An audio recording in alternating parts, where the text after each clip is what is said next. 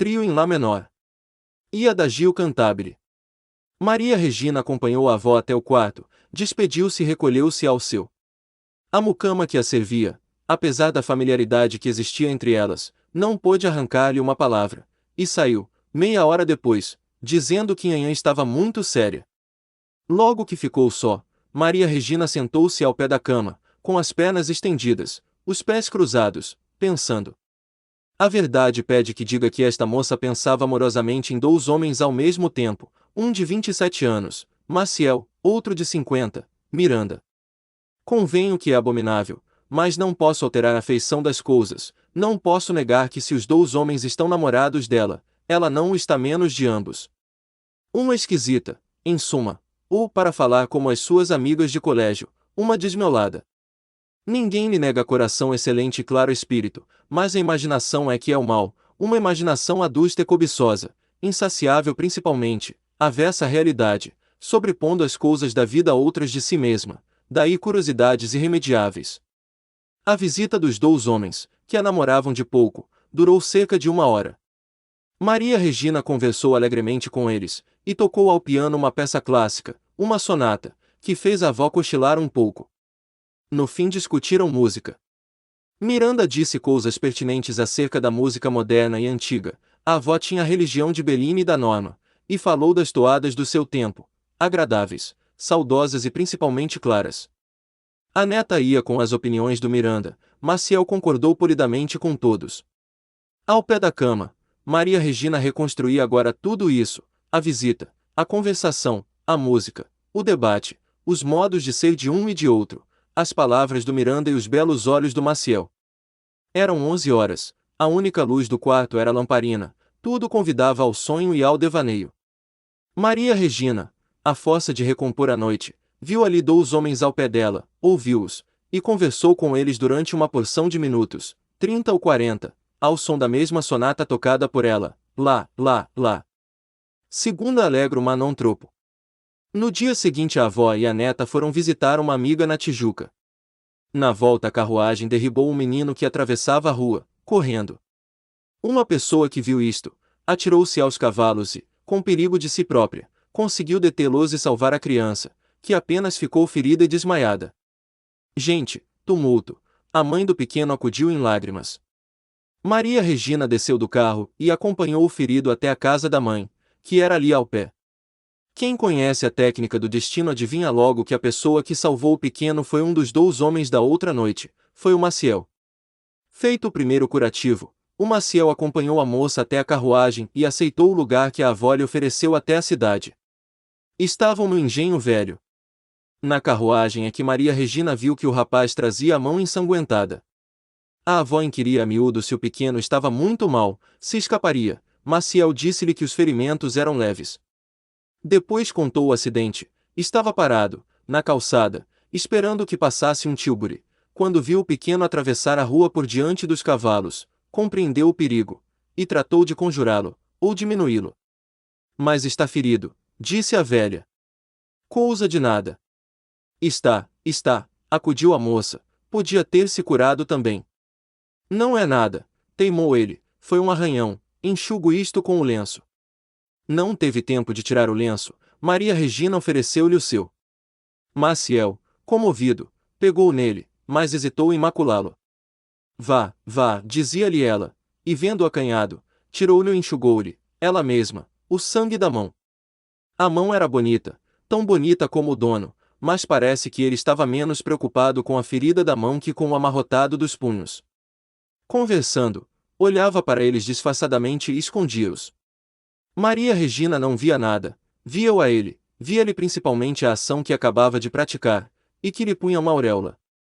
Compreendeu que a natureza generosa saltara por cima dos hábitos pausados e elegantes do moço, para arrancar à morte uma criança que ele nem conhecia. Falaram do assunto até a porta da casa delas, Maciel recusou, agradecendo, a carruagem que elas lhe ofereciam, e despediu-se até a noite. Até a noite! Repetiu Maria Regina. Esperou ansiosa. Ele chegou, por volta de 8 horas, trazendo uma fita preta enrolada na mão, e pediu desculpa de vir assim, mas disseram-lhe que era bom por alguma coisa e obedeceu. Mas está melhor. Estou bom, não foi nada. Venha, venha, disse-lhe a avó, do outro lado da sala. Sente-se aqui ao pé de mim, o senhor é um herói. Maciel ouvia sorrindo. Tinha passado o ímpeto generoso, começava a receber os dividendos do sacrifício. O maior deles era a admiração de Maria Regina, tão ingênua e tamanha, que esquecia a avó e a sala. Maciel sentara-se ao lado da velha. Maria Regina defronte de ambos. Enquanto a avó, restabelecida do susto, contava as comoções que padecera, a princípio sem saber de nada, depois imaginando que a criança teria morrido, os dois olhavam um para o outro, discretamente, e afinal esquecidamente. Maria Regina perguntava a si mesma onde acharia melhor noivo. A avó, que não era míope, achou a contemplação excessiva, e falou de outra coisa, pediu ao Maciel algumas notícias de sociedade. Terceira alegro apaixonato. Maciel era homem. Como ele mesmo dizia em francês, três repandu, sacou da algibeira uma porção de novidades miúdas e interessantes. A maior de todas foi a de estar desfeito o casamento de certa viúva. Não me diga isso! Exclamou a avó. E ela? Parece que foi ela mesma que o desfez, o certo é que esteve anteontem no baile, dançou e conversou com muita animação. Oh! Abaixo da notícia, o que fez mais sensação em mim foi o colar que ela levava, magnífico. Com uma cruz de brilhantes. Perguntou a velha. Conheço, é muito bonito. Não, não é esse. Maciel conhecia o da cruz, que ela levará à casa de um Mascarenhas, não era esse. Este outro ainda há poucos dias estava na loja do Resende, uma coisa linda. E descreveu o todo, número, disposição e facetado das pedras, concluiu dizendo que foi a joia da noite. Para tanto luxo era melhor casar, ponderou maliciosamente a avó. Concordo que a fortuna dela não dá para isso. Ora, espere. Vou amanhã, ao Resende, por curiosidade, saber o preço por que o vendeu. Não foi barato, não podia ser barato. Mas por que é que se desfez o casamento?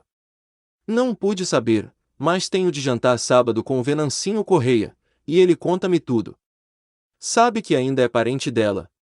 Bom rapaz, está inteiramente brigado com o barão. A avó não sabia da briga, Maciel contou-lhe de princípio a fim, com todas as suas causas e agravantes. A última gota no cálice foi um dito à mesa de jogo, uma alusão ao defeito do Venancinho, que era canhoto. Contaram-lhe isto, e ele rompeu inteiramente as relações com o barão.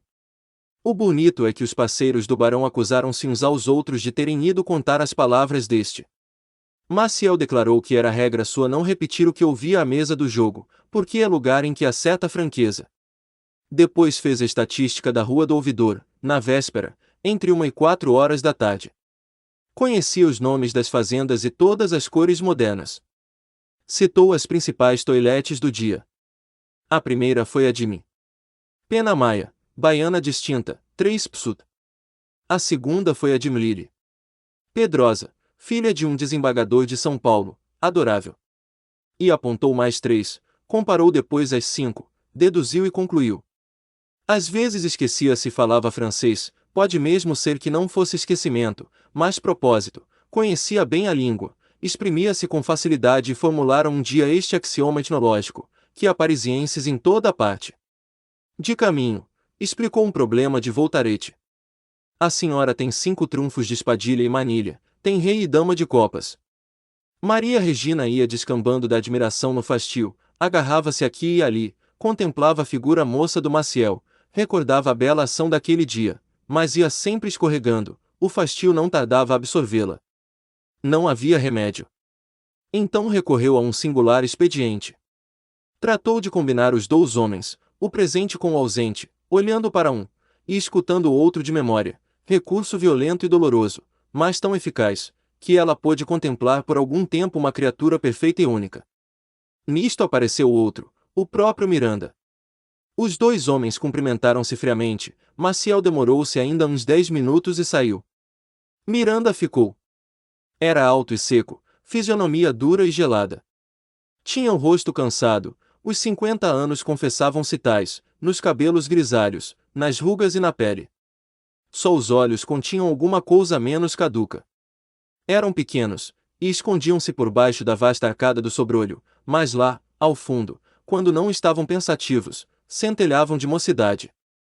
A avó perguntou-lhe, logo que Maciel saiu, se já tinha notícia do acidente do engenho velho, e contou-lhe com grandes encarecimentos, mas o outro ouvia tudo sem admiração nem inveja. Não acha sublime? Perguntou ela, no fim. Acho que ele salvou talvez a vida a um desalmado que algum dia, sem o conhecer, pode meter-lhe uma faca na barriga. Oh! Protestou a avó. Ou mesmo conhecendo, emendou ele. Não seja mal, acudiu Maria Regina, o senhor era bem capaz de fazer o mesmo, se ali estivesse. Miranda sorriu de um modo sardônico. O riso acentuou-lhe a dureza da fisionomia. Egoísta e mau, este Miranda primava por um lado único, espiritualmente, era completo. Maria Regina achava nele o tradutor maravilhoso e fiel de uma porção de ideias que lutavam dentro dela, vagamente, sem forma ou expressão. Era engenhoso e fino, e até profundo, tudo sem pedantice, e sem meter-se por matos cerrados, antes quase sempre na planície das conversações ordinárias, tão certo é que as coisas valem pelas ideias que nos sugerem. Tinham ambos os mesmos gostos artísticos, Miranda estudará direito para obedecer ao pai, a sua vocação era a música. A avó, prevendo a sonata, aparelhou a alma para alguns cochilos. Demais, não podia admitir tal homem no coração, achava-o aborrecido e antipático. Calou-se no fim de alguns minutos.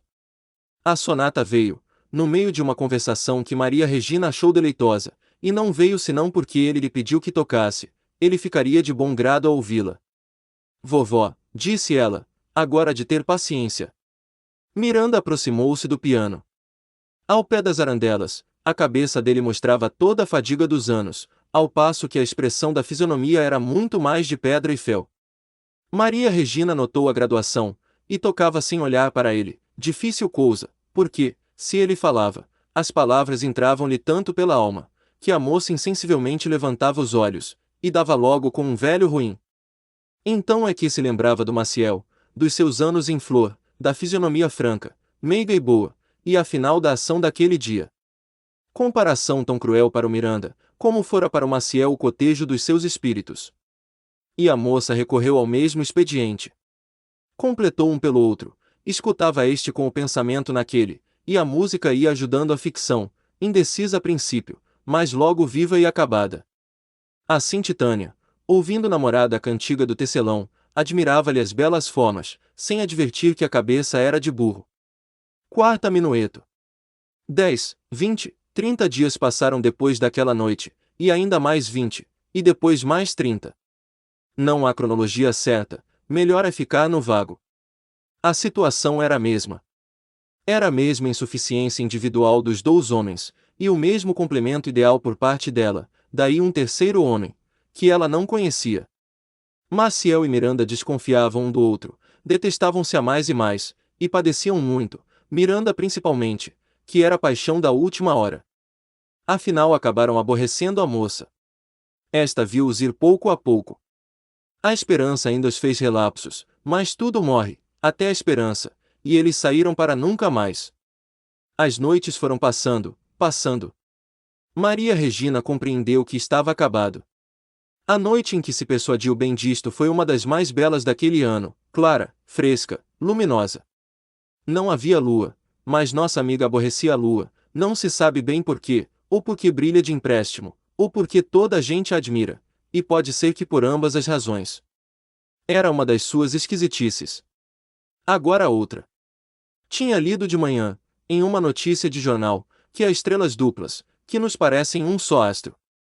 Em vez de ir dormir, encostou-se à janela do quarto, olhando para o céu, a ver se descobria alguma delas, baldado esforço. Não a descobrindo no céu, procurou-a em si mesma, fechou os olhos para imaginar o fenômeno, astronomia fácil e barata, mas não sem risco. O pior que ela tem é pôr os astros ao alcance da mão, por modo que, se a pessoa abre os olhos e eles continuam a fulgurar lá em cima, grande é o desconsolo e certa blasfêmia. Foi o que sucedeu aqui. Maria Regina viu dentro de si a estrela dupla e única. Separadas, valiam bastante, juntas, davam um astro esplêndido. E ela queria o astro esplêndido. Quando abriu os olhos e viu que o firmamento ficava tão alto, concluiu que a criação era um livro falho e incorreto, e desesperou. No muro da chácara viu então uma coisa parecida com 2 olhos de gato. A princípio teve medo, mas advertiu logo que não era mais que a reprodução externa dos 2 astros que ela vira em si mesma e que tinham ficado impressos na retina. A retina desta moça fazia refletir cá fora todas as suas imaginações. Refrescando o vento, recolheu-se, fechou a janela e meteu-se na cama. Não dormiu logo, por causa de 2 rodelas de opala que estavam incrustadas na parede. Percebendo que era ainda uma ilusão, fechou os olhos e dormiu. Sonhou que morria, que a alma dela, levada aos ares, voava na direção de uma bela estrela dupla. O astro desdobrou-se, e ela voou para uma das 2 porções, não achou ali a sensação primitiva e despenhou-se para outra. Igual resultado, igual regresso, e ela a andar de uma para outra das 2 estrelas separadas. Então uma voz surgiu do abismo, com palavras que ela não entendeu. É a tua pena, alma curiosa de perfeição, a tua pena é oscilar por toda a eternidade entre 2 astros incompletos, ao som desta velha sonata do absoluto. Lá, lá, lá.